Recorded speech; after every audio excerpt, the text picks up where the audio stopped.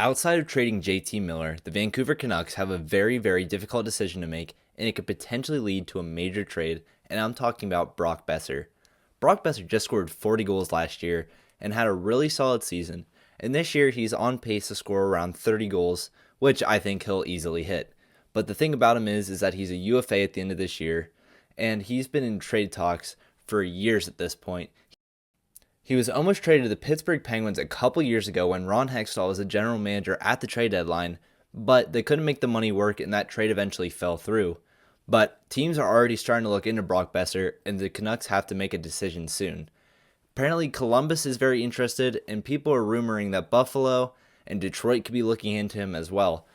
One thing I wanted to talk about with him is that the fact that Patrick Allvin has been asked a couple times about Brock Boeser now, and he pretty much says that anything's on the table with him, whether that's re-signing him or trading him away. They're not really shying away from either way. I think that they could get a very good return for Brock Boeser. I mean, he just scored 40 goals last year. He's still on pace to have a pretty decent season this year.